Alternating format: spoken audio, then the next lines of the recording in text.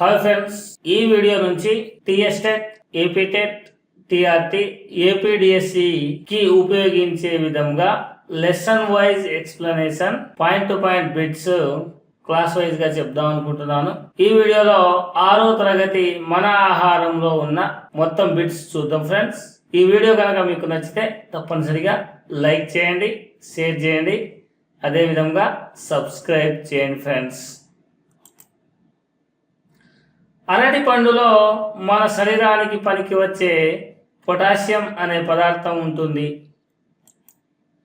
తెలంగాణలో ఒక ప్రాంతాల్లో ప్రతిరోజు చేసే భోజనంలో అన్నం, పప్పు, కూరల లాంటి ఆహార పదార్థాలు తినడం సర్వసాధారణం.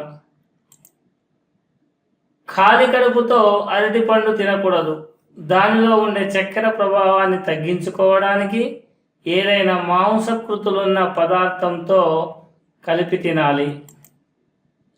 ఆహారాన్ని తయారు చేయడానికి ఉపయోగించే పదార్థాలను దినుసులు అంటారు.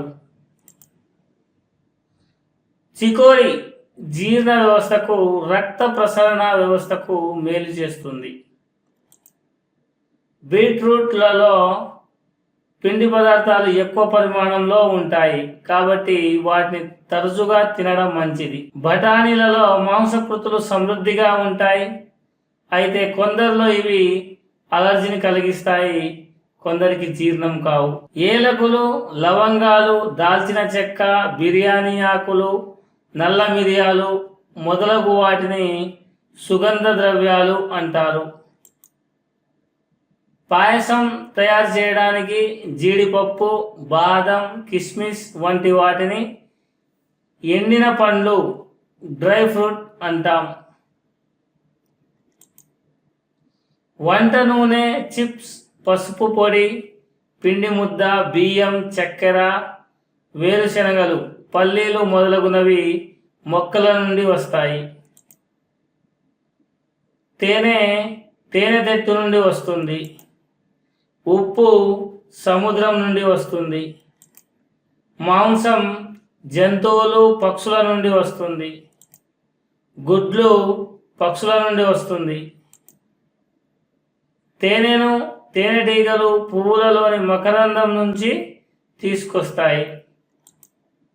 వంట నూనె, వేరుశనగలు, పొద్దుతిరుగుడు పువ్వు, కొబ్బరికాయలోని కొబ్బరి, నువ్వులు, ఆవాలు, తవుడు, పత్తి గింజలు, కుసుమ మొదలగు వాటి నుండి వస్తాయి. పసుపు పొడి పసుపు నుండి వస్తుంది.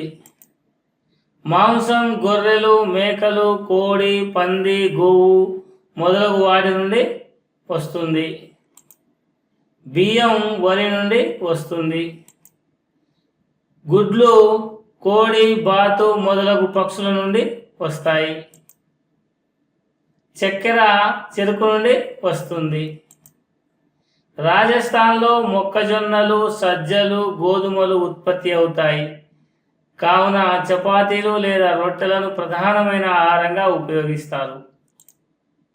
బంగాళదుంపలు, గుడ్లు మొదలగు వాటిని నీటిలో ఉడికిస్తారు.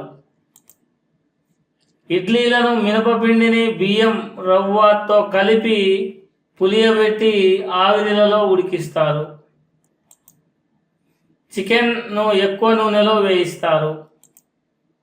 చేపలను తక్కువ నూనెలో వేయిస్తారు. ఉల్లిపాయలలో ఉండే యాంటీ ఆక్సిడెంట్లు మనలను రోగాల బారి నుండి కాపాడే పదార్థాలు. వీటికి anti allergic, anti viral, anti hysteric గుణాలుంటాయి. చిలకడ దుంపలో రక్తాన్ని శుద్ధి చేసే పదార్థాలు, కెరోటినాయిడ్, యాంటీ ఆక్సిడెంట్లు ఉంటాయి. టమోటాలలో విటమిన్ సి అనే పదార్థం ఉంటుంది. విత్తనాల చుట్టూ ఉండే గుజ్జులలో అధికంగా ఉంటుంది. రోగ నిరోధక శక్తిని కలిగిస్తుంది. పచ్చళ్ళను నిల్వ చేయడానికి ఉప్పు, కారం, నూనె, పసుపు పొడిని ఉపయోగిస్తారు. సాలడ్ అనే పదం సాలట అనే లాటిన్ పదం నుండి వచ్చింది. సాలట అంటే ఉప్పు అని అర్థం. టమోటాలో కెరోటినాయిడ్లు మరియు లైకనోఫినాలు సమృద్ధిగా ఉంటాయి. కెరోటినాయిడ్ అధికంగా గల ఆహార పదార్థాలు తినడం ద్వారా క్యాన్సర్ గురయ్యే ప్రమాదం తగ్గును. తీర ప్రాంతాల్లో చేపలను నిల్వ చేయడానికి పొగ పెట్టే విధానం తంపడ వేయడం పాటిస్తారు. పండ్లను తరచుగా చక్కెర పాకం లేదా తేనెలో నిల్వ చేస్తారు.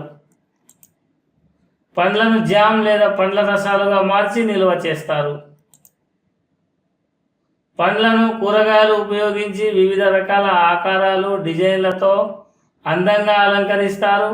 దీనినే వెజిటబుల్ కార్వింగ్ అంటారు. ఆహార పదార్థాలను నిల్వ చేయడానికి ఉపయోగించే రసాయనాలు, రంగుల వల్ల క్యాన్సర్ వంటి వ్యాధులు వస్తాయి. ఇది ఫ్రెండ్స్, థ్యాంక్ యూ. ఈ వీడియో ఎలా అనిపించిందో కామెంట్లో తెలియజేయండి. Thank you very much. Please share, like, subscribe.